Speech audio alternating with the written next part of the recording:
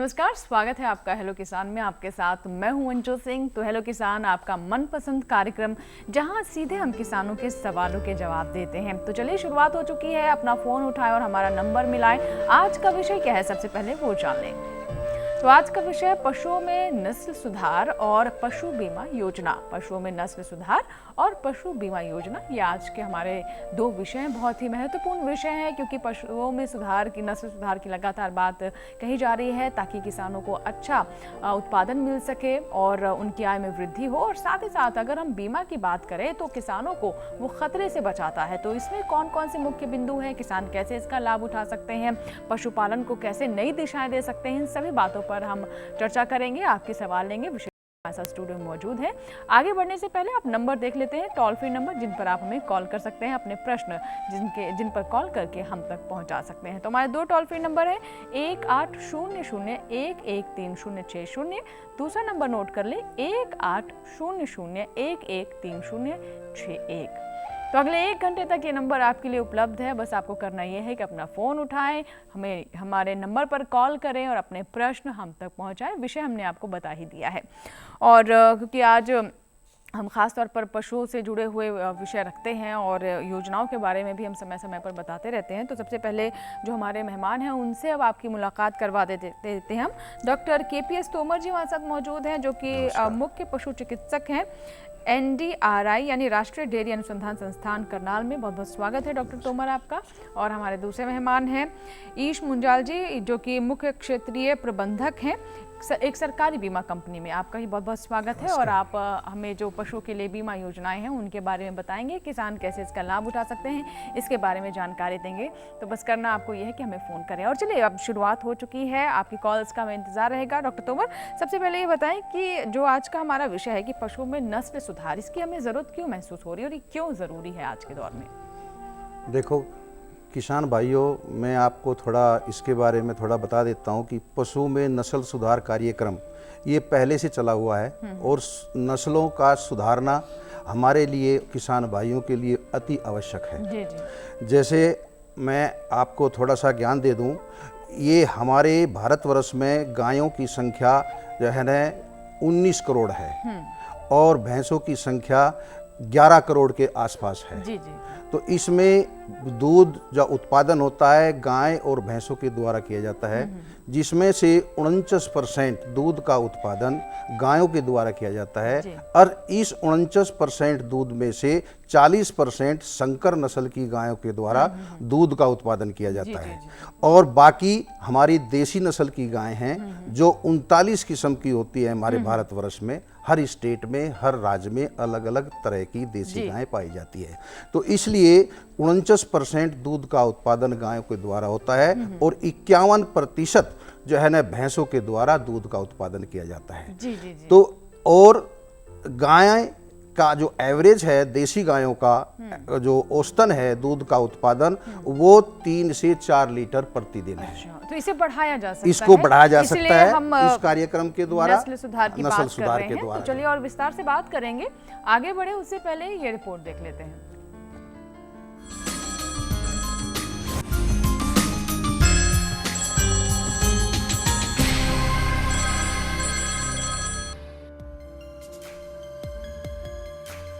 जब भी कोई मौसम बदलता है तो पशुओं के शरीर पर दबाव बढ़ जाता है, जिससे पशु की दुग्ध उत्पादन क्षमता व अन्य क्रियाएं, विशेष तौर से उनकी प्रजनन व स्वास्थ्य संबंधी क्रियाएं कमजोर पड़ जाती हैं। बदलते मौसम में पशुओं के लिए मौसम के अनुसार प्रबंधन करना आवश्यक है, ताकि पशु शरीर की ऊर्जा का एक भी अंश बर्बाद न जाए तथा यह ऊर्जा उत्पादन बढ़ाने में व पशुओं को स्वस्थ रखने में उपयोग हो। बरसात के मौसम में कई बार ऐसी स्थिति हो जाती है जो कि पशु के स्वास्थ्य व उत्पादन को काफी प्रभावित करती है, विशेष तौर पर पानी और नमी की अधिकता और वातावरण के अंदर हवा की कमी का होना। अगर हम बरसात के मौसम में पशुधन के रखरखाव के लिए उचित प्रबंधन करेंगे तो हम अपने पशुओं का उत्पादन बढ़ाकर 300 दिन तक एक दुधारू पशु से दूध प्राप्त कर सकते हैं और 12 से 14 महीने में एक बच्चा प्राप्त कर सकते हैं। बरसात होने के बाद हमारे पास पशुओं के लिए हरे चारे काफी मात्रा में उपलब्ध हो जाते हैं, जो कि पशु के खान पान के अंदर किफायती होने के साथ साथ पशुओं को प्रोटीन, खनिज तत्व, ऊर्जा व विटामिन प्रदान करते हैं और पशुओं को स्वस्थ रखने में व दुग्ध उत्पादन व प्रजनन क्रिया बढ़ाने में विशेष स्थान रखते हैं। हमें बरसात के मौसम में विशेष सावधानियां रखनी चाहिए, जैसे बासी व गंदा चारा पानी पशुओं को न खिलाएं और न ही पिलाएं। पशुओं के लिए बनाया गया संतुलित आहार व अन्य खिलाए जाने वाले पदार्थों को नमी के प्रभाव से बचाएं। 60 से 70 ग्राम मीठा सोडा या पैराफीन द्रव्य 500 से 1000 मिलीलीटर पशुओं को अवश्य पिलाएं। यदि लंबे समय तक वर्षा ना हो और हरे चारे विशेष तौर से ज्वार के खेत में पानी ना लगा हो तो इस प्रकार के ज्वार चारे को कम से कम 1 सप्ताह बाद खिलाएं। बरसात के मौसम में पशुओं के खुरों की जांच करते रहें और समय समय पर पशु चिकित्सक से परामर्श लेते रहें, जिससे आपका पशुधन स्वस्थ और निरोग रहे।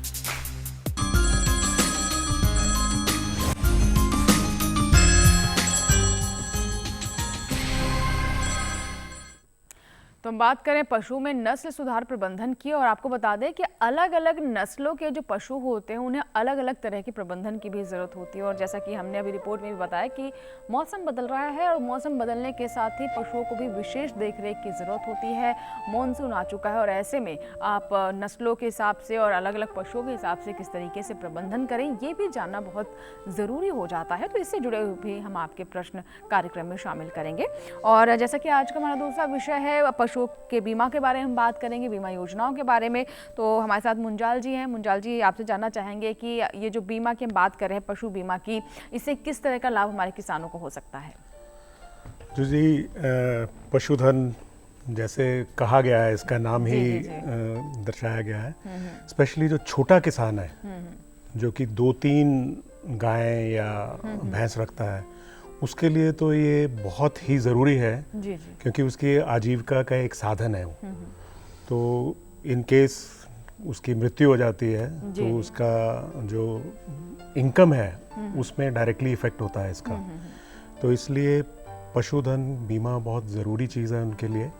और किसी भी तरीके की बीमारी, आकस्मिक दुर्घटना, कोई अगर उसको बीमारी हो उसके कारण डॉक्टर साहब के साथ वो कोई सर्जिकल ऑपरेशन कर रहे हों, और इवन आकस्मिक दुर्घटना में सूखा पड़ जाए एकदम, अच्छा, बाढ़ आ जाए, जी, भूचाल आ जाए, इवन के आतंकवाद आजकल है, टेररिज्म जिसे कहते हैं, वो हो जाए या दंगे हो जाए, तो इन सब में अगर उसके पशु का बीमा है तो मुआवजा मिलेगा। बिल्कुल। तो छोटे जो किसान हैं, सीमांत मझोले किसान जो हैं, उनके लिए ये एक वरदान है क्योंकि उनके पास भूमि भी कम होती है, उपज भी कम रहता है, और ऐसे में जो पशु है, जो पशुधन हम कह रहे हैं, वही उनके सच्चे साथी होते हैं मुश्किल घड़ी में। और अगर उन्हें कुछ हो जाएगा तो आप समझ सकते हैं कि जो हमारा किसान है उसके लिए और मुश्किल घड़ी होगी। तो इसीलिए जो पशु बीमा है वो बहुत महत्वपूर्ण है। इससे जुड़ी हुई रिपोर्ट देख लेते हैं हम।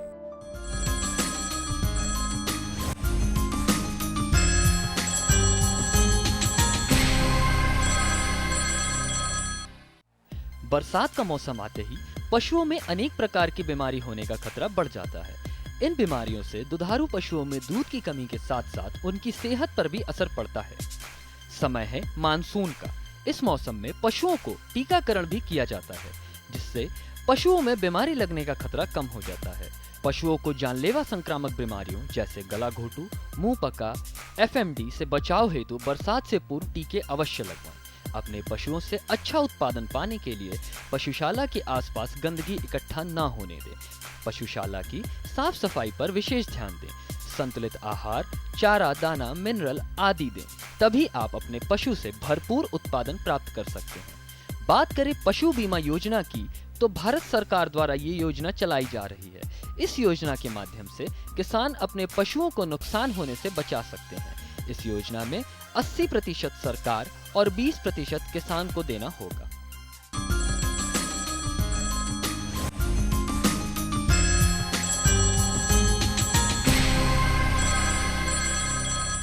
तो तो अभी हमने रिपोर्ट देखी और आपको बताया भी कि कैसे बदलते मौसम के साथ जो हमारे पशु हैं उन्हें भी बदलना पड़ता है, उनके ऊपर भी एक कह सकते हैं कि बदलते मौसम का असर देखने को मिलता है और कई बार जो ये बीमारियां होती हैं वो इतनी गंभीर हो जाती हैं कि उनकी मृत्यु तक हो सकती है। ऐसे में जो पशु बीमा है वो आपके लिए वरदान साबित हो सकता है, जैसा कि मैंने शुरुआत में भी कहा। और आपके प्रश्न जो है इससे जुड़े हुए हैं उस पर भी हम बात करेंगे, लेकिन इस बीच एक कॉलर हैं, निहार अख्तर हैं, जिन्होंने हमें कॉल किया है झारखंड से। जी निहार जी, बताइए सवाल क्या है? नमस्कार, हमारा सवाल है मैडम कि हमारा पशुधन का बीमा कहाँ से हो सकता है? कौन से पशु हैं आपके पास निहार जी? जी हमारे पास ये है, देसी नस्ल की है। कौन सा पशु है? देसी नस्ल के हैं। क्रॉस देसी नस्ल की गाय देसी नस्ल की गाय हैं आपके पास और भैंस है? गाय है। अच्छा, तो आप इसका बीमा करवाना चाहते हैं, ठीक है। बीमा करवाना तो कहाँ से संपर्क करें? ठीक है, तो मुंजाल जी कहाँ संपर्क करें बीमा करवाना चाहते हैं तो? बीमा के लिए सरकारी कंपनियां हैं, गैर सरकारी कंपनियां हैं, सबके पूरे देश में बहुत सारे ब्रांच ऑफिसेज हैं। तो किसी भी आप बीमा कंपनी के ऑफिस में जा सकते हैं और उनके बहुत एजेंट्स होते हैं बीमा कंपनियों के, तो उनको भी किसी से भी संपर्क कर सकते हैं। आप उनको दिखाइए, बात कीजिए, तो वो आपको फर्दर बताएंगे। अपने इलाके में किसी बैंक में किसी भी बैंक में, अगर वो बैंक का फाइनेंस है तो बैंक वाले आपको बताएंगे कि कहाँ से बीमा हो सकता है।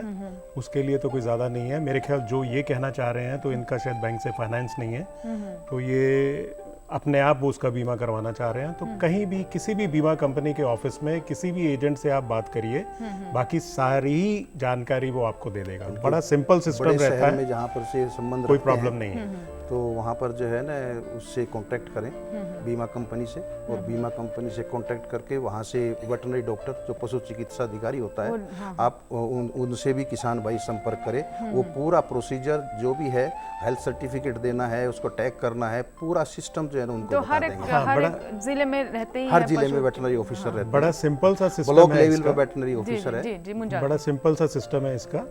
इसके लिए सबसे ज़्यादा तो जो इम्पोर्टेंट है वो निरीक्षण कराना पशु का ज़रूरी होता है। वो जो भी चिकित्सक, पशु चिकित्सक आपके वहाँ पे होते हैं, उनसे निरीक्षण करवा के और उसके बाद एक सर्टिफिकेट दिया जाता है जिसको वेटनरी डॉक्टर देता है, पशु चिकित्सक, और उसके बाद एक टैग लगता है। तो ये सारी चीज़ें जो भी हैं वो आपको बहुत प्रॉपर जानकारी किसी भी ऑफिस से उनके मिल सकती है। ठीक है। नरेंद्र है एक और कॉलर, उत्तर प्रदेश से हैं ये हमारे दर्शक। आइए बात करते हैं। जी नरेंद्र जी, बताइए सवाल क्या है आपका? हेलो जी नरेंद्र जी, सवाल बताएं। नरेंद्र जी, क्या मुझे सुन पा रहे हैं? मेरा सवाल है, पशु नस्ल सुधार के लिए सबसे बेहतर तरीका क्या हो सकता है? नैसर्गिक गर्भाधान, कृत्रिम गर्भाधान या भ्रूण प्रत्यारोपण? नैसर्गिक गर्भाधान के लिए पशु के रिश्ते वर्जित होने चाहिए। आपकी नरेंद्र जी आवाज ठीक से हम तक नहीं पहुंच पाई। इन्होंने पहला सवाल तो ये किया कि कैसे किसान भाई जरा आप जो है ना टेलीफोन पे, कॉलर पे बने रहिए। जो सबसे अच्छा जो तरीका होता है पशु नस्ल सुधार कार्यक्रम का, वो होता है सेलेक्टिव ब्रीडिंग।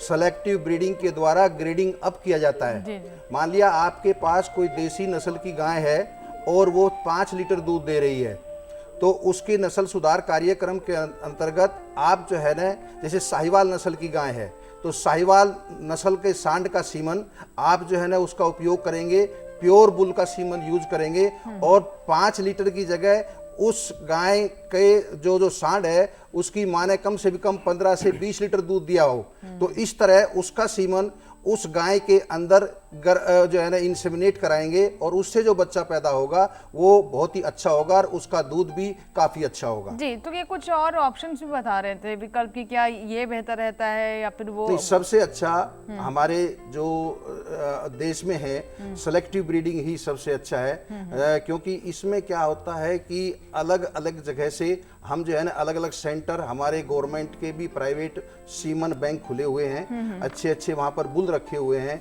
सीमन अवेलेबल है। तो उस सेलेक्टिव ब्रीडिंग के द्वारा ही हम उसको ग्रेडिंग अप सिस्टम के द्वारा उसको हम वो दूध उत्पादन क्षमता बढ़ाई जा सकती है। ठीक है, एक और कॉलर है, महाराष्ट्र से हैं, दर्शक हैं हमारे, कॉलर भुवनेश्वर जी हैं। आइए बात कर लेते हैं। जी भुवनेश्वर जी बताइए, सवाल आपका क्या है? हेलो। हेलो, बोलो जी जी, बोलो। हाँ बताएं, सवाल बताइए। क्या नहीं सर, मैडम वो बैलों का बीमा करने का है, इसलिए मैं कॉल करा था। हेलो। जी हाँ जी, जी। आपको बीमा करवाना है अपने पशु का? 2 बैल है सर। बैलों का बीमा बैलों करवाना का, है?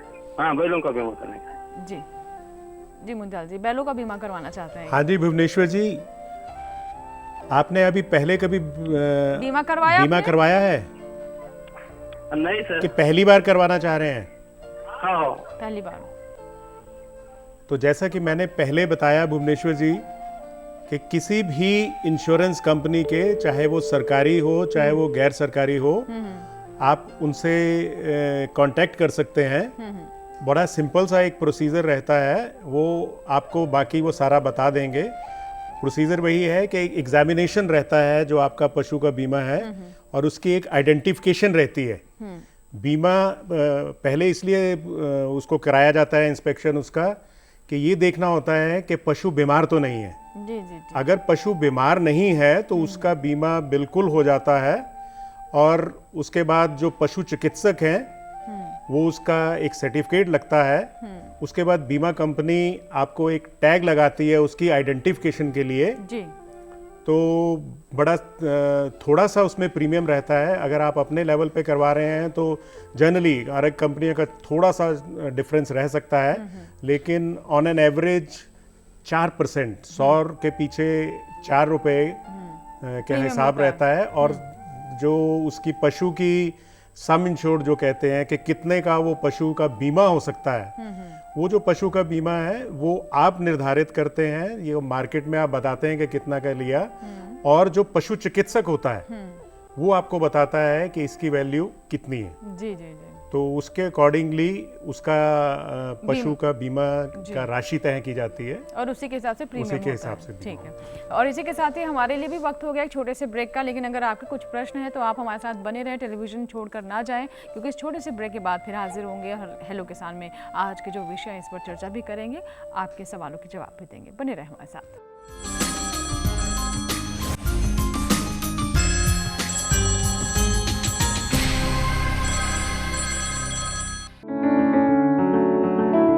महका महका घर आंगन, हरियाली से खिलेगा तन मन। छत पर छोटी सी बगिया, जरूरत भी पूरी शौक भी पूरा।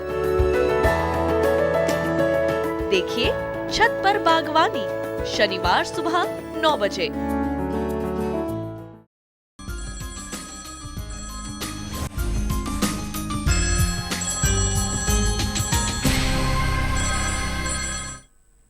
ब्रेक के बाद हेलो किसान में एक बार फिर आपका स्वागत है। तो आज हम बात कर रहे हैं पशुओं के नस्ल संवर्धन प्रबंधन के बारे में, और साथ ही पशु बीमा योजना के बारे में। इससे जुड़े हुए जो भी आपके प्रश्न हैं आप हमें कॉल करें, अपने सवालों के जवाब जानें। विशेषज्ञ हमारे साथ स्टूडियो में मौजूद हैं।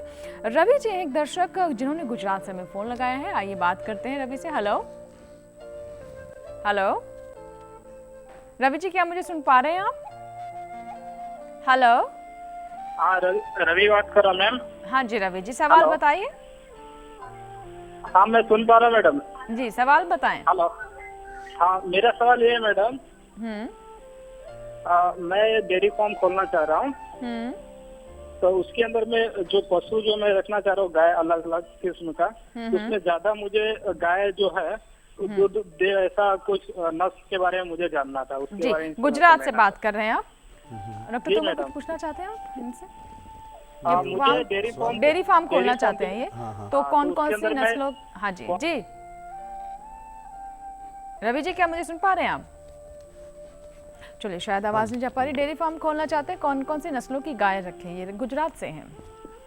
देखिए रवि जी, किसान भाई, ऐसा है कि आप गुजरात के रहने वाले हैं। गुजरात में तो आजकल गिर गाय का बहुत ही ज़्यादा वहाँ पर जो है ना कार्यक्रम चला हुआ है, उसमें प्रोग्राम भी चला हुआ है, और सरकार भी मेरे हिसाब से गुजरात सरकार भी प्रोत्साहन दे रही है कुछ राशियां दे रही हैं शेड बनाने के लिए, वहाँ पर जो है न पैसे दिए जा रहे हैं, सब्सिडी दी जा रही हैं। तो गुजरात में गिर नस्ल की ही डेयरी फार्म करें तो बहुत अच्छा होगा। वैसे तो वहाँ पर दूसरी कांकरेज नस्ल की भी है, पर कांकरेज नस्ल की गाय क्या है कि वो ज़्यादा दूध पैदा नहीं कर सकती, वो जो है न गिर नस्ल की गाय ज़्यादा दूध पैदा कर सकती हैं। और आजकल हमारे भारत सरकार ने एक गोकुल मिशन 2014 एक प्रोग्राम चलाया हुआ है, जो राष्ट्रीय प्रोग्राम है, जिसके अंतर्गत जो हमारी देसी नस्ल की गायें हैं उनको बढ़ावा देना है। उनके जो है न पूरा प्रोग्राम उनको जो है न प्रोपोगेशन के लिए पूरा जो है न उनको गवर्नमेंट ऑफ इंडिया उसके ऊपर तत्पर है, काफ़ी पैसे सैंक्शन कर चुकी है और जगह जगह कार्यक्रम किए जा रहे हैं। इसलिए आप मेरे हिसाब से गिर गाय वहाँ पर पालें और गिर गाय में भी सेलेक्टिव ब्रीडिंग के द्वारा अच्छी जो है गिर गाय खरीदें और उनका डेयरी फार्म आप करें, और साथ में इंश्योरेंस भी उनका करवाएं। मैं भी एक कहना चाह रहा था कि जैसे डॉक्टर तोमर ने कहा कि वो स्पॉन्सर्ड है स्टेट गवर्नमेंट का, तो रवि जी वहाँ पे आपको स्पॉन्सर्ड स्कीम में जो प्रीमियम है वो भी कम हो जाता है, उस पे प्रीमियम के अमाउंट पे भी सब्सिडी मिलती है। जी जी जी जी, ठीक है। एक कॉलर है, सत्येंद्र हैं उत्तर प्रदेश से, आइए बात कर लेते हैं उनसे। हेलो सत्येंद्र जी, क्या मुझे सुन पा रहे हैं आप? हेलो जी। जी नमस्कार सत्येंद्र जी, सवाल बताएं। सत्येंद्र जी क्या सर, मुझे ये जानना चाह रहा हूँ जी, क्या जानना चाहते हैं? किसान बीमा, फसल भी जो पशु बीमा योजना है, इसके अंदर कितना देना प्रीमियम? एक बार फिर से बताइए, आपकी आवाज हम तक नहीं पहुंच पा रही है ठीक से। पशु बीमा का ये हम कितना देना होगा प्रीमियम? अच्छा, बीमा करवाना, किस पशु का बीमा करवाना चाहते हैं आप? गाय भैंस का। किसका? गाय भैंस। गाय भैंस का ये बीमा करवाना चाहते हैं। प्रीमियम कितना होगा? गाय का। कौन सा है? ये सत्येंद्र जी हैं उत्तर प्रदेश से। सत्येंद्र जी उत्तर प्रदेश से हैं। सत्येंद्र जी, ये जो बीमा आप करवाना चाहते हैं उसके लिए पहले ये देखना पड़ता है कि उसका कितने राशि, बीमे की राशि कितनी है। तो उसके लिए जो पशु चिकित्सक होते हैं या जितने में आपने वो खरीदा है और जो जनरली मार्केट वैल्यू रहता है उसका, उसके हिसाब से उसका बीमा होता है। और जैसा कि मैंने पहले भी कहा कि नॉर्मल जो रेट है, जो एवरेज रेट है, वो आप लेके चल सकते हैं 4 रुपये प्रतिशत। तो 4.5 रुपये वैसे पर एनम रहता है। उसका बीमा आप 3 साल के लिए इकट्ठा भी करवा सकते हैं और 3 साल पे आपको डिस्काउंट मिलता है अगर करवाने पे। और अगर वो स्पॉन्सर्ड स्कीम है तो ये प्रीमियम काफ़ी कम हो जाता है। 1 साल का 2.25 रुपये के हिसाब से चलता है। और अगर आजकल गवर्नमेंट ने बहुत स्कीम निकाली हैं, जैसे यूपी में Uttarakhand land life stock development board है, UP life stock development board है, इनकी जो स्कीम है, क्योंकि इसमें प्रीमियम बहुत ज़्यादा कवरेज है लोगों की, तो इसमें प्रीमियम और भी कम है। तो जनरली अगर आप अपने लेवल पे बीमा ये करवाना चाह रहे हैं तो उसको 4.5 रुपये प्रतिशत के हिसाब से आप देख सकते हैं 1 साल के लिए। जी, एक और कॉलर है, आइए बात करते हैं उनसे भी। हेलो हेलो हेलो हेलो जी नमस्कार। टेलीविजन की आवाज कम कर दे, पहले टेलीविजन की आवाज कम कर दे। जी जी, आवाज कम कर दे। हेलो हेलो हेलो हेलो जी, क्या आप तक मेरी आवाज पहुंच पा रही है? हाँ, पहुंच पा रही। तो सवाल पूछिए। हमारी गाय जो है उसको हम गर्मी पे आती है, क्रॉस करवाते हैं तो रुकती नहीं है। क्रॉस कराते हैं लेकिन जी। किसान भाई, जैसे आपने बताया कि जब हम क्रॉस कराते हैं तो वो ठहरती नहीं, ऐसा ही है? बने रहिए कॉलर पे। सागर है, मध्य प्रदेश से हैं। हाँ सागर जी। हाँ। जैसे आपने कितनी बार अपनी गाय को क्रॉस कराया? हाँ। कितनी बार क्रॉस कराया अपनी गाय को?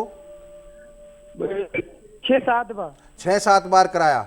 देखो, जब किसी भी पशु को क्रॉस कराया जाता है तो उसमें 3-4 चीज़ों का ध्यान रखना पड़ता है। पहले तो सबसे पहले ये देखना पड़ता है कि हमारी गाय में जिसको हम क्रॉस करा रहे हैं उसकी बच्चादानी में कोई कमी ना हो, कोई सूजन ना हो, कोई वहाँ पर पस नहीं बन रहा हो। दूसरी बात यह है कि जो सीमन हम डालते हैं उसके अंदर तो देखते हैं कि सीमन की क्वालिटी अच्छी हो। और तीसरी बात यह है कि उसमें जो सीमन डालने वाला उसकी भी अच्छी कलाकारी होनी चाहिए, वो भी एक्सपर्ट होना चाहिए। क्योंकि सीमन आप किस तरह से लिक्विड सीमन करा रहे हैं या फ्रोजन सीमन करा रहे हैं, ये बताइए मुझे। आप जो है ना सागर जी, कट गया फोन, कट गया, आवाज नहीं जा रही है, आप अपनी दोनों तरह से बता दीजिए। हाँ, तो उसमें जो है ना गाय के ठहरने का कारण कितने ही हो सकते हैं। सबसे पहले तो गाय में यदि इन्फेक्शन अंदर है तो उसका इलाज कराना पड़ेगा, लोकल वेटरनरी डॉक्टर को बुला के उसकी चिकित्सा अच्छी तरह करानी पड़ेगी। और यदि सीमन की क्वालिटी घटिया है तो सीमन बदलना पड़ेगा। और फिर उसके अंदर जब आप इंसेमिनेट कराते हैं, जब गर्भाधान कराते हैं, उसके अंदर कुछ दवाई छोड़ के उसमें इंसेमिनेशन कराना पड़ेगा। ठीक है, तो ये बातें इनका ध्यान रखिए। तो हो सकता है ठीक से करवाना रहे, इस वजह से हो रहा हो। टाइम से ये भी है कि आप जो है ना एक बार कराते हो, जब गाय हीट में आती है तो उसको 2 बार कराना चाहिए। जैसे गाय अभी बोलती है, अभी हीट में आई तो शाम को कराओ और अगले दिन सुबह कराओ, तो इससे टाइम कवर हो जाता है और उसके कंसेप्शन में भी, उसके रुकने में भी काफ़ी जो है ना लाभप्रद होता है। ठीक है, तो ये बातें थी कुछ, और बहुत सारे ऐसे हमारे दर्शक हैं जो कि हमें हेलो किसान कॉल सेंटर के माध्यम से भी संपर्क करते हैं, अपने प्रश्न हम तक पहुंचाते हैं, ईमेल भी करते हैं। उन सवालों को भी हम शामिल करेंगे, लेकिन फिलहाल वक्त एक छोटे से ब्रेक का।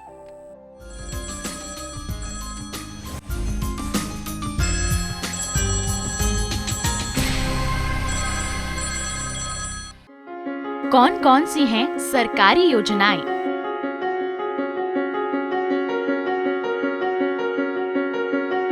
कैसे उठाएं इनका लाभ?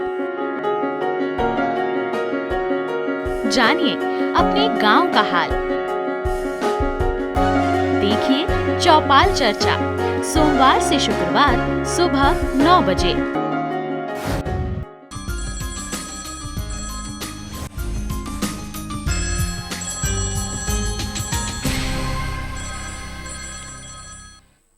ब्रेक के बाद एक बार फिर आपका स्वागत है। आप देख रहे हैं हेलो किसान। आज हम बात कर रहे हैं पशुओं में नस्ल सुधार प्रबंधन की, और साथ ही साथ जो हमारे पशु हैं उनकी बीमा के बारे में बता रहे हैं आपको। पशु बीमा योजना क्या है, कैसे हमारे किसान लाभ उठा सकते हैं। और ब्रेक के बाद पहले हमारे कॉलर हैं मालवेंद्र, जिन्होंने रतलाम से हमें कॉल किया है। आइए बात कर लेते हैं। हेलो हेलो हेलो जी, बताइए सवाल क्या है आपका। टेलीविजन की आवाज कम कर दीजिए, पहले टेलीविजन की आवाज कम कर दें। जी, टीवी की आवाज कम कर दें। मैं जानना चाहता हूँ कि मुझे जर्सी गाय जी मैम, मुझे हाँ मैम सर्दी है मैम, मैं ये जर्सी गाय चाहिए। हेलो क्या जर्सी गाय कह रहे हैं, देसी गाय क्या कह रहे हैं, क्या कह रहे हैं? जर्सी गाय मतलब हमें व्यवसाय करना है, तो जर्सी गाय अच्छी रहेगी या देसी गाय अच्छी रहेगी? अच्छा, आप जानना चाहते हैं कि जर्सी गाय बेहतर रहेगी या फिर देसी गाय? मालवेंद्र जी, यही सवाल है आपका? जी। अच्छा, आपका पर्पस क्या है, क्या करना चाहते हैं आप? घर के इस्तेमाल के लिए दूध चाहिए या फिर डेयरी लगाना चाहते हैं, क्या करना चाहते हैं? Yes ma'am. नहीं, क्या करना क्या चाहते हैं? हम डेयरी खोलना चाहते हैं। ठीक है, डेयरी खोलना चाहते हैं। ये रतलाम से हैं। देखिए मानवेंद्र जी, आप डेयरी खोलना चाहते हैं तो आपको सबसे पहले ये सिलेक्शन करना होगा कि देसी गाय रखनी है या अमेरिकन गाय रखनी है, क्रॉस ब्रेड गाय रखनी है। आप जानते हैं कि 4 तरह की क्रॉस ब्रेड गाय होती हैं, हॉल्स्टन फ्रीजन क्रॉस, जर्सी क्रॉस, और जो है ना रेड डेन क्रॉस और ब्राउन स्विस क्रॉस। ये क्रॉस ब्रीडिंग प्रोग्राम जब पहले चालू हुआ था तब से कार्यक्रम चालू ही है, परंतु अब भारत सरकार ने गोकुल मिशन 2014 के अंतर्गत अभी एक कार्यक्रम चालू किया है, जिसमें देसी नस्ल को बढ़ावा देने के लिए ये कार्यक्रम चालू किया गया है। इसमें साहिवाल नस्ल, इसमें गिर नस्ल, इसमें राठी नस्ल और थरपारकर नस्ल और रेड सिंधी, ये दूध के प्रयोग में लाई जाने वाली जातियां हैं देसी नस्ल की। यदि आपको साहिवाल गिर अच्छी नस्ल की गाय बढ़िया 14-15 लीटर दूध वाली मिल जाती है, फिर तो आप देसी नस्ल पालिए। और यदि देसी नस्ल आपको नहीं मिलती है तो आप क्रॉस ब्रेड पालिए, और वो 50% क्रॉस की पालिए। 75% की जब आप गाय रखेंगे तो उससे क्या होगा, बीमारियां पैदा होंगी और उसके तत्पश्चात क्या होगा कि वे गायें बीमार रहने लगेंगी। और 50% ही होल्स्टीन फ्रीजन या क्रॉसब्रेड गाय रखिए आप जो है ना। ठीक है। बबलू एक दर्शक उत्तर प्रदेश से, आइए बात करते हैं। जी बबलू जी, सवाल बताएं। जी सवाल बताइए बबलू जी। जी वो मेरी गाय है, एक बार जब से गाभिन हो गई थी बच्चा दिया है। अच्छा। अब इसके बाद बच्चा नहीं दे रही थी, 4-5 साल हो गए हैं। जी हाँ बबलू जी, आपकी गाय ने कब बच्चा दिया? 5 साल पहले। जी 5 साल तक। 5 साल पहले। तो डॉक्टर से चेक कराइए अंदर से। जी चेक कराया है। वो ऐसा होता है कि कभी कभी उस बच्चादानी के ऊपर जो है ना एक गांठ होती है जिसको हम अंडाशय बोलते हैं, और अंडाशय के ऊपर एक गांठ होती है जिसको हम कार्पस लूटियम बोलते हैं। यदि कार्पस लूटियम वो परमानेंट हो जाता है तो फिर वो गाय हीट में नहीं आती, फिर वो बोलती नहीं। इसलिए आप वहाँ के अच्छे वेटनरी ऑफिसर को बुला के उसको अंदर का अंडाशय चेक कराइए। उस पर यदि कार्पस लूटियम होगा तो दवाई आती है, डॉक्टर दवाई कर देगा और वो हीट में आ जाएगी। और साथ साथ में आप उसको खनिज लवण मिनरल मिक्सचर जो मार्केट में मिलता है, बहुत अच्छी अच्छी कंपनियां हैं जो बनाती है, 50 से 100 ग्राम डेली खिलाइए। क्योंकि ये ट्रेस मिनरल्स जो होते हैं, ये न्यूट्रिएंट्स जो होते हैं, ये बहुत ज़रूरी होते हैं। कॉपर, कोबाल्ट, मैग्नीशियम, इस तरह के जो है ना ये ट्रेस मिनरल्स हीट में लाने का काम करते हैं, गाय को बोलने का काम करते हैं। जी। और बहुत सारे देवीलाल एक और दर्शक हैं हमारे साथ फोन लाइन पर, आइए बात कर लेते हैं। हेलो देवीलाल जी, मुझे सुन पा रहे हैं आप? जी मैं वो कह रहा हूँ कि देसी गाय के मूत्र में कितने नाइट्रोजन रहते हैं और जर्सी गाय के मूत्र में कितना नाइट्रोजन रहता है, वो मैं कीटनाशक बनाता हूँ दवाई। देश क्या, एक बार फिर से बताएं सवाल अपना। मतलब कीटनाशक बनाता हूँ मैं। अच्छा आप जो गाय का मूत्र है उससे आप कीटनाशक बनाना चाहते हैं? जी, तो इसमें कितने नाइट्रोजन रहते हैं? नाइट्रोजन की मात्रा कितनी होती है देसी गाय में और संकर गाय में? किसान भाई, यदि आप जो है ना गौमूत्र को, पहले तो आपको थोड़ी ट्रेनिंग लेनी पड़ेगी। पहले गौमूत्र को यदि अच्छी तरह आयुर्वेद में यूज करना चाहते हैं तो मैं आपको जो है ना बता देता हूँ, लिख लीजिए।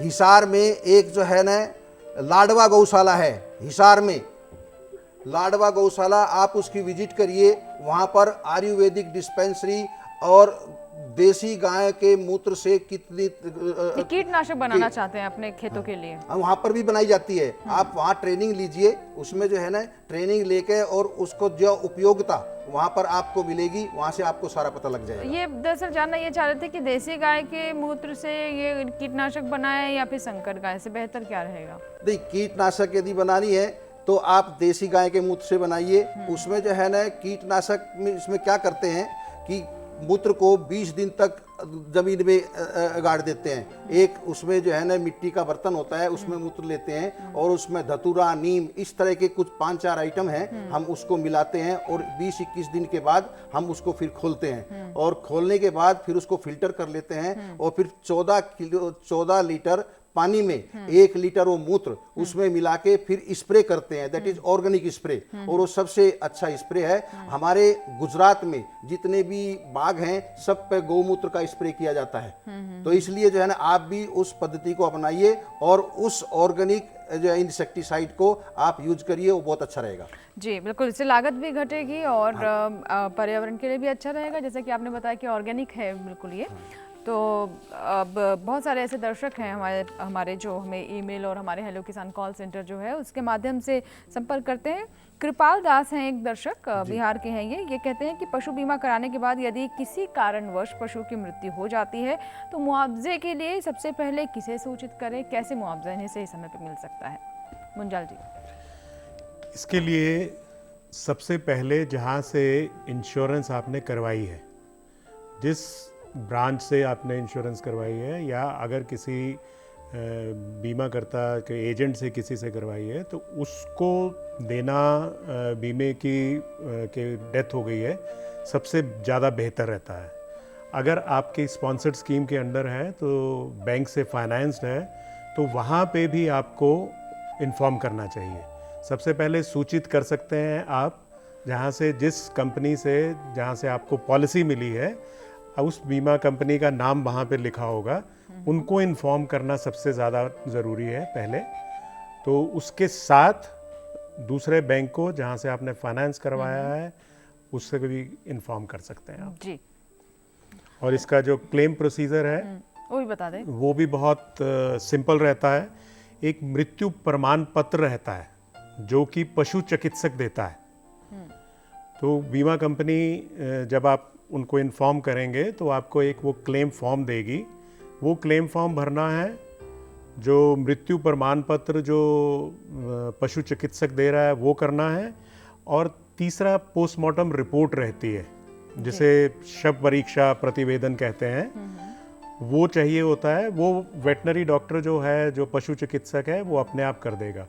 जो चौथी चीज़ जो मेन आपको ध्यान रखना होता है वो ये है कि जो आइडेंटिफिकेशन हुई है पशु की, जो कि टैग की फॉर्म में होती है। आजकल कुछ सालों से, 2-3 सालों से हम एक इलेक्ट्रॉनिक चिप का भी इस्तेमाल हो रहा है कई जगह पे।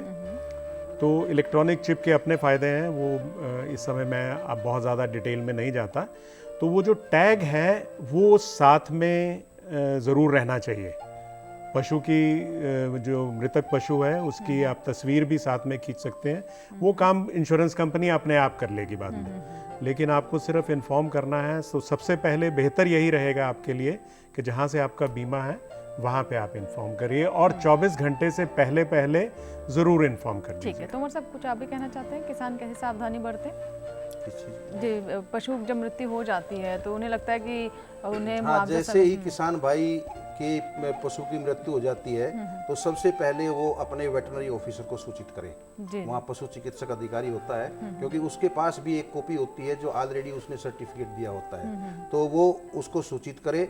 और उसके बाद जो है ना, यदि गांव का रहने वाला है किसान, तो उसको सबसे पहले अपने गांव के सरपंच से एक लेटर लिखवा के उसके और स्टैंप लगवा के वो बीमा कंपनी को दे देना चाहिए। तो बीमा कंपनी को सूचित कर देना चाहिए। और ये ज़रूरी नहीं है कि आप मिल के करिए ये काम। इन्फॉर्म करने का आप फ़ोन से भी कर सकते हैं, ईमेल से भी कर सकते हैं।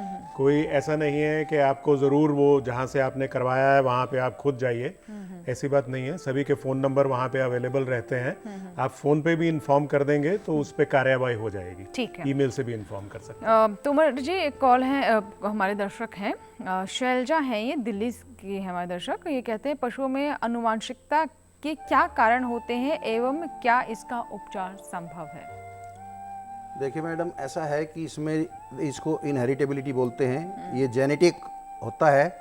इसमें जो है ना, जब पशु सपोज करिए आपका पशु जो है ना, आप ब्रीडिंग करते हैं, किस लिए ब्रीडिंग करते हैं? हम जो है ना अच्छे प्रोपोगेशन के लिए, अच्छे उत्पादन के लिए, अच्छे सिस्टम के लिए, अच्छा पशु पैदा करने के लिए। पर उसमें कुछ ऐसी इनहेरिटेंस आ जाती है, उसमें कुछ ऐसी कमी आ जाती है जिससे जो है ना हमारा जो है ना पशु अच्छा नहीं जो है ना प्रोडक्टिव पैदा हो पाता। तो इसलिए इस टाइप का जो है ना जो इनहेरिटेंस होता है, इसको इनहेरिटेबिलिटी बोलते हैं जो है।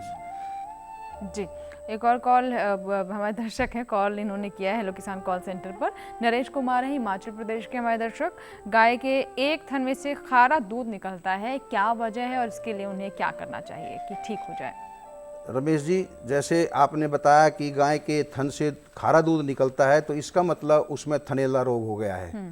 पहले तो ये ब्याई हुई है, कितने दिन की ब्याई हुई है, यदि ये दूध दे रही है और ताज़ी ब्याई हुई है तो फिर इसका ट्रीटमेंट हमें एंटीबायोटिक्स के साथ करना चाहिए। और उसमें बहुत सी दवाइयाँ आती हैं, वहाँ पर पशु चिकित्सक अवेलेबल है, बहुत सी दवाइयाँ आती हैं जिसके कारण आप जो है ना अपने पशु का इलाज अच्छी तरह करा सकते हैं। और बहुत सी होम्योपैथिक दवाई भी यूज करते हैं जो वहाँ पर लोकल अवेलेबल होगी, तो वहाँ पर उसको जो है ना लगातार देते रहिए, लंबी चलाइए, तो अगले ब्यात में आपके जो पशु का जो थन है आ जाएगा। ठीक है।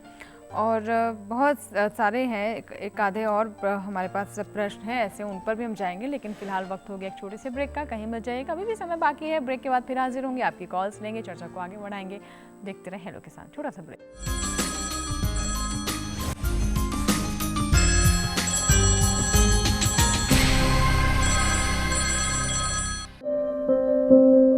ये कामयाबी है अन्नदाता की,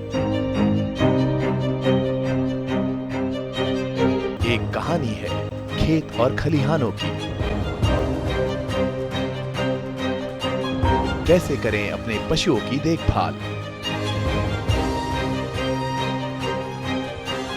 जानिए गांव-गांव के किसानों का हाल।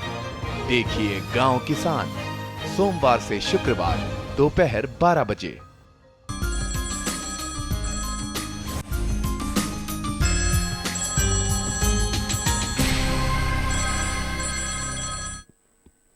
ब्रेक के बाद एक बार फिर आपका स्वागत है। तो आज हम बात कर रहे हैं पशु नस्ल सुधार प्रबंधन पर और पशु बीमा योजना के बारे में। और कॉल्स हम लें उससे पहले एक और हम सवाल ले लेते हैं हेलो किसान कॉल सेंटर का। ये नकुल शर्मा है, उत्तर प्रदेश के हमारे दर्शक। गाय में सीमेंट डलवाते वक्त किन विशेष बातों का ध्यान रखना चाहिए?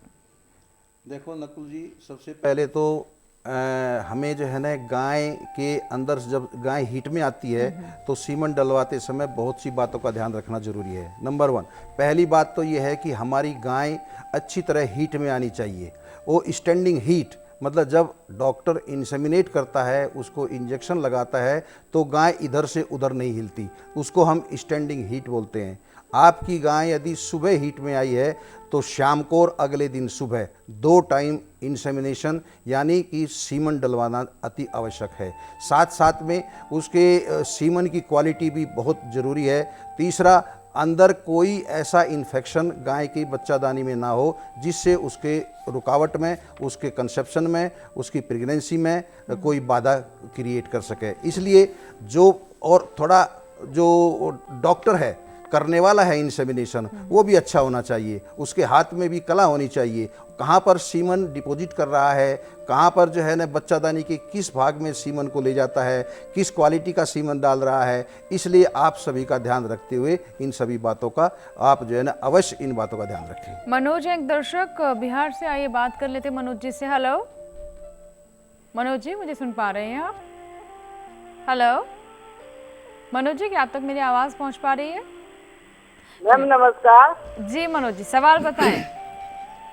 मैम मैं अच्छा नस्ल का जो है गाय का बता दीजिए, बढ़िया नस्ल का मैं जानना चाहता हूँ। अच्छी नस्ल की गाय रखना चाहते हैं आप? बिहार से बात कर रहे हैं? जी बिहार से मैं बोल रहा हूँ। ठीक है मनोज जी, बिहार। मनोज जी, आप कौन सी नस्ल की गाय रखना चाहते हैं? अच्छी नस्ल की, देसी नस्ल? सबसे अच्छा नस्ल जो हो सर बिहार में कामयाब। बिहार में नहीं, 2 तरह की गाय आप रख सकते हैं। समस्तीपुर से हैं ये बता रहे हैं। हाँ, समस्तीपुर जो पटना से आगे है, बेगूसराय के पास है। तो आप ऐसा करिए, वहाँ पर या तो क्रॉसब्रेड रख सकते हैं, क्रॉसब्रेड गाय रख सकते हैं, या देसी नस्ल की गाय रख सकते हैं। तो आप अभी क्रॉसब्रेड गाय रखिए स्टार्टिंग में, उसके बाद धीरे धीरे देसी नस्ल पर शिफ्ट हो जाइए, क्योंकि देसी नस्ल के कार्यक्रम भारत सरकार कर रही है और उसको अनुदान भी दे रही है। उसमें शेड का कंस्ट्रक्शन के लिए वो थोड़ा बढ़ावा भी दे रही है, उसमें पैसे की हेल्प भी कर रही है। तो इसलिए देसी गाय को अपने जो भारतीय नस्ल की है, साहिवाल है, गिर है, इसको रखें तो और अच्छा रहेगा। राहुल एक दर्शक मध्य प्रदेश से, आइए बात कर लेते हैं राहुल से। हेलो राहुल जी, मुझे सुन पा रहे हैं आप? जी बताएं, सवाल बताएं। जी मैम, अपना सवाल बताइए। जी मैम, मेरा सवाल है कि यदि मेरे पास 8 से 10 लीटर वाली जो जर्सी एचएफ गैया है, जी मेरा सवाल है, एचएफ गैया है मेरे पास। हाँ बोलिए बोलिए। जी तो मैम, उसकी यदि ज्यादा दूध लेने के लिए, यदि उससे 15 लीटर दूध लेना है तो उसके लिए क्या करना होगा? देखिए किसान भाई, सबसे पहली बात यह है कि 10 लीटर दूध दे रही है आपकी गाय, तो आप जब वो हीट में आएगी तो उसको उस बुल का सीमन लगवाना चाहिए जिसकी माँ ने दूध कम से कम 20 लीटर दिया हो। तो 20 लीटर की जो माँ का जो सांड है उससे आप इंसेमिनेट कराएंगे तो उससे जो बच्चा पैदा होगा वो बहुत अच्छी क्वालिटी का होगा और कम से भी कम 15 लीटर दूध देगा। ठीक है, तो आप इस तरह, ये सेलेक्टिव ब्रीडिंग बोलते हैं जिसको, तो उससे जो बच्चा तीसरी पीढ़ी में जो आएगा उसको आप 30 लीटर की गाय से जो है ना जिसका सांड है उससे उसको इंसेमिनेट कराइए। तो इसलिए आपको इस तरह बढ़ते जाइए और 5-6 जनरेशन तक आप जो है ना बढ़ते जाइए तो आपके पास 40 लीटर की गाय होगी। सच में हो सकता है ऐसा? यस, हो सकता है। अच्छा अच्छा। हाँ, बिल्कुल हो सकता है। जी जी। हाँ, तो यदि किसान इच्छुक है और उसको थोड़ा पता है कहाँ अच्छा सीमेंट मिलता है, उसको गाइडलाइन अच्छी मिले, तो 40 लीटर की गाय घर पैदा कर सकते हैं। ये तो गाय की आपने नस्ल वो जनरेशन बताई, इनकी अगली जो जनरेशन होगी उसे भी ध्यान रखना पड़ेगा। बिल्कुल ध्यान रखना पड़ेगा, यही तो ब्रीडिंग सिस्टम है। जी जी डॉक्टर तोमर, कितनी देर लग जाती है 40 लीटर तक जाने में? 40 कम से कम 6-7 पीढ़ी लग जाएंगी। 6-7 पीढ़ी। हाँ। तो अभी से हम अगर तैयारी करें और तो आने वाले में बिल्कुल आ सकते हैं। तो लोगों ने पैदा किया है, 62 लीटर की गाय पैदा हुई है। हमारे राष्ट्रीय डेयरी मेला जो है ना, जो NDRI करनाल मनाती है, तो वहाँ 52 लीटर की गाय आती है, 45 लीटर की गाय आती है 24 घंटे में।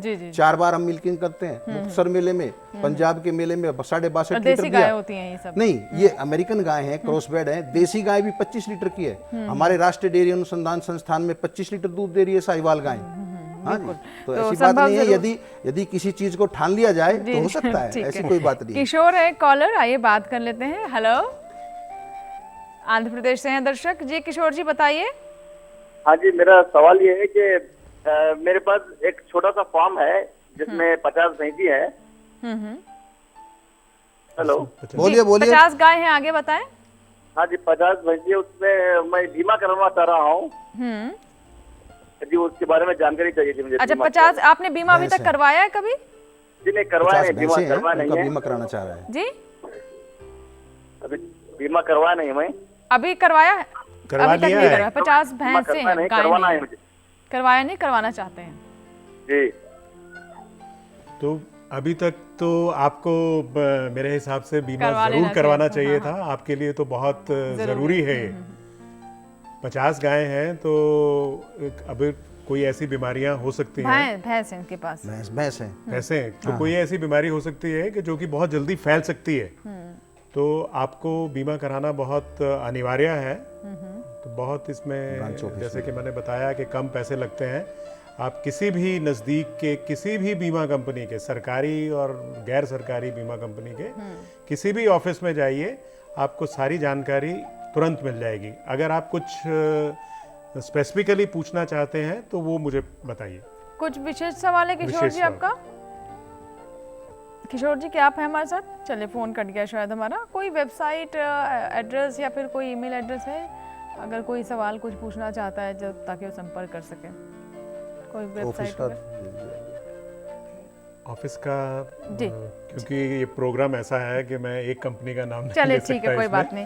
पवन है एक दर्शक, कोई बात नहीं, हमारा टोल फ्री नंबर है ही, उस पर कभी भी दर्शक कॉल कर सकते हैं। पवन है हमारे जी। पवन जी बताइए, सवाल क्या है? हेलो, मेरा सवाल ये है कि मैं डेयरी फार्म डालना चाहता हूँ जी। डेयरी फार्म चार्ट डालना चाहता हूँ जी। आपकी आवाज बहुत कम आ रही है पवन जी। पवन जी, आप डेयरी फार्म करना चाहते हैं? जी सर। हाँ, तो डेयरी फार्म के लिए सबसे पहले तो आपको जो है ना, राज्य सरकार जो है, डिप्टी डायरेक्टर पशुपालन जो उपनिदेशक है, उनके पास जाना पड़ेगा यदि सरकार से अनुदान लेना है तो।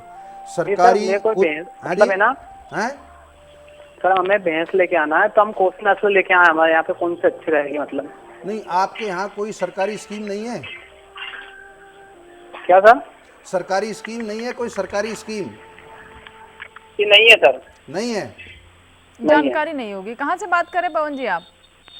सर मैं मैडम MP से बात कर रहा हूँ। मध्य प्रदेश से। आप मध्य प्रदेश से बात कर रहे हैं, तो आपके यहाँ जरूर सरकारी स्कीम होगी। आप डिप्टी डायरेक्टर या वहाँ के वेटरनरी ऑफिसर के पास जाइए जो आपके गांव के पास में है, तो वो आपको सारी स्कीम बता देगा। वरना आपके पास कोई स्कीम नहीं है इस टाइप की, तो आप जो है यदि लेना चाहते हैं अच्छी भैंस अच्छी गाय, तो हरियाणा पंजाब से आप ले आ सकते हैं, उसमें कोई दो राय नहीं है।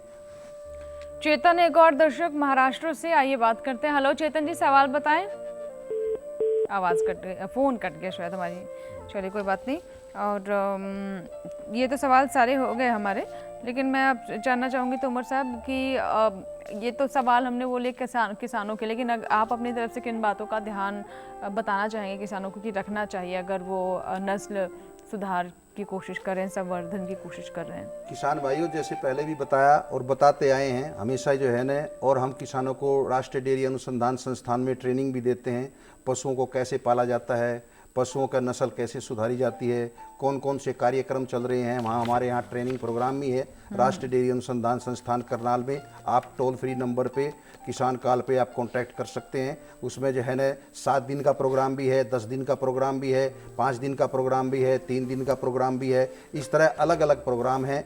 और जहाँ तक नस्ल सुधार कार्यक्रम की बात है, जैसा आप किसान भाई जानते हैं कि 70 से 80% गायें हमारे देश में जिनमें ऐसी नस्ल मतलब प्योरिटी की तरफ है, बाकी 70% उसमें 2 ब्रीड मिली हुई हैं, 3 ब्रीड मिली हुई हैं, ये कुछ नहीं कहा जा सकता। इसलिए नस्ल सुधार का कार्यक्रम बहुत जरूरी है। इसलिए हमें सेलेक्टिव ब्रीडिंग के द्वारा, ग्रेडिंग अप के द्वारा इस तरह का सिस्टम देखते हुए हमें नस्ल सुधार जरूरी है। यदि आपकी गाय 5 लीटर दूध दे रही है, आप कोशिश करिए वो 10 लीटर दे, 15 लीटर दे या 20 लीटर दे, इसका कोशिश करिए आप। जी, श्याम सिंह एक दर्शक मध्य प्रदेश से। श्याम जी सवाल बताएं। हेलो श्याम जी, क्या मुझे सुन पा रहे हैं आप? हाँ सुन रहा हूँ। हाँ बताइए, सवाल क्या है? मैडम मेरा सवाल है कि मैं बैल और भैंस का बीमा कराना चाहता हूँ, क्या करना पड़ेगा उसके लिए? सवाल आपका मैं सवाल आपका समझ नहीं पाए, दोबारा रिपीट करिए। फिर से सवाल बताएं श्याम। हाँ हेलो, मैं कहना चाहता हूँ मैं बैल और भैंस का बीमा कराना चाहते हैं, तो क्या करना पड़ेगा इसके लिए? बैलों का बीमा करवाना चाहते हैं ये।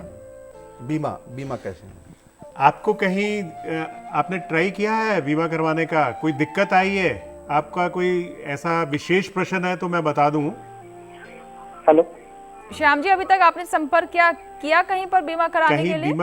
नहीं किया मैडम। अच्छा, लोकल कंपनी तो अभी आप ब्रांच ऑफिस में जाए, बहुत जल्दी बिना वक्त खोए किसी भी बीमा कंपनी के ऑफिस में जल्दी से जाइए और वहाँ पे आपको सब बता दिया जाएगा और बीमा जरूर करवाइए। जी चलिए, बहुत बहुत शुक्रिया दोनों ही मेहमानों का, आप स्टूडियो में आए, हमारे दर्शकों की इतनी सारी कॉल्स ली और बहुत महत्वपूर्ण जानकारी दी। आज हमने बात की कि कैसे जो हमारे पशु हैं उनकी नस्ल संवर्धन के लिए प्रयास हमारे किसान कर सकते हैं ताकि अच्छा उत्पादन मिले, और कैसे पशु बीमा उनके लिए बहुत महत्वपूर्ण है, इससे उन्हें आर्थिक नुकसान नहीं होगा। बहुत बहुत शुक्रिया दोनों मेहमानों का। मैं जाती बार सिर्फ एक बात कहना चाहूँगा कि जिनके पास पशु ज़्यादा हैं तो ऐसा कभी ना कीजिए कि अगर आपके पास 15 पशु हैं या डेयरी फार्म में 25 हैं तो आप उनका बीमा कुछ कम का करवाइए, 5 का करवाइए, 10 का करवाइए। ऐसा नहीं करना चाहिए।